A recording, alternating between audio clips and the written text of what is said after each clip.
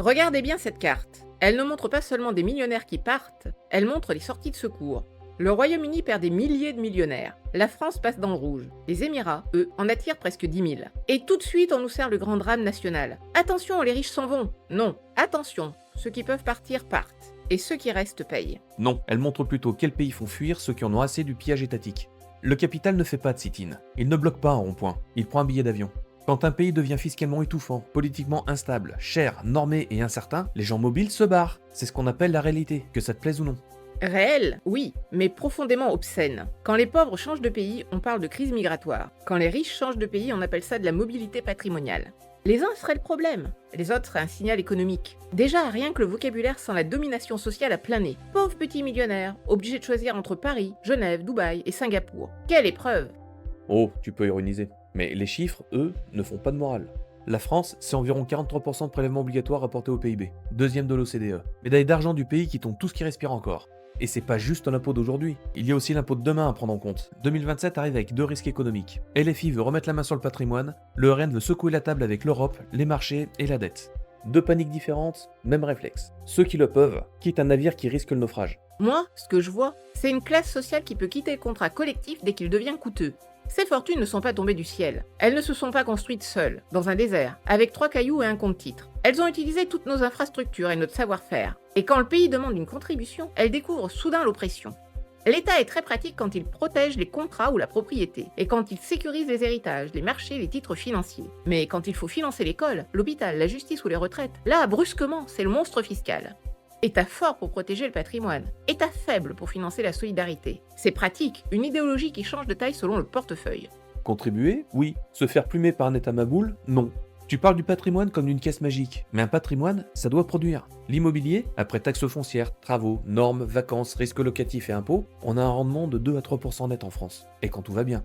Les actions rapportent un peu plus, autour de 4% net. Mais entre la fiscalité, l'inflation, les risques et l'instabilité à court terme, le calcul change vite. Et derrière, on arrive avec une taxe annuelle sur le stock. Pas sur ce que tu gagnes, sur ce que tu possèdes. Tu prends le risque, l'État repasse pour la caisse. Formidable partenariat. La taxe Zuckman, officiellement, c'est 2% annuel sur le capital, pour les patrimoines au-dessus de 100 millions. Très bien. Aujourd'hui, c'est les ultra riches. Mais en France, le filet fiscal commence toujours très haut, puis il descend, doucement. C'est la technique des petits pas. Et autour de la gauche, on voit déjà circuler des pistes à 1% des 1,3 million de patrimoine. Donc, le signal est clair. Aujourd'hui, 100 millions, demain, un seuil beaucoup plus bas. Quasi la moitié du rendement de l'immobilier et le quart des actions, sans compter l'impôt sur le revenu, les prélèvements sociaux et les taxes sur les plus-values. Ce que tu appelles rendement, moi je l'appelle pouvoir de fuite. L'employé, l'aide-soignante ou le prof n'ont pas le choix, alors que les grandes fortunes, elles, peuvent fragmenter leur existence. La résidence ici, la société là-bas, le compte ailleurs, la succession encore ailleurs. Ce n'est pas seulement de l'optimisation, c'est une sécession sociale. Et c'est ça qui devrait retourner la tête. Les plus riches veulent des bénéfices d'un pays, mais rendent leurs contributions optionnelles. Ils veulent les salariés formés ici, les consommateurs ici, la sécurité juridique ici, les infrastructures ici. Mais quand l'addition arrive, ils cherchent une fiscalité ailleurs. Ils traitent le pays comme un hôtel. Service compris quand ils arrivent, contestation de la facture quand ils repartent. Le peuple, lui, ne repart pas. Il reste dans le pays réel. Loyer, crédit, enfants, parents, service public qui craque. Et la facture qui revient toujours. Et pourquoi elle revient toujours ta facture? Parce qu'on a construit un pays qui vit au-dessus de ses moyens depuis 50 ans. Aujourd'hui, la France rase déjà tout ce qui bouge, et on veut toujours plus. Alors ne t'étonne pas si ceux qui le peuvent s'échappent. Le milliardaire aura toujours un fiscaliste. Le très riche aura toujours une porte. Celui qui va se faire broyer, c'est le type assez productif pour payer, mais pas assez riche ou sans assez de plus-value pour fuir. Le cadre, le médecin, l'ingénieur, le chef de PME, eux aussi, dès qu'ils en ont l'occasion, ils se barrent. La France ne retient plus les talents par envie. Elle pose surtout un piège fiscal à ceux qui n'ont pas encore trouvé la sortie. La prochaine étape, c'est quoi? Le rideau de fer?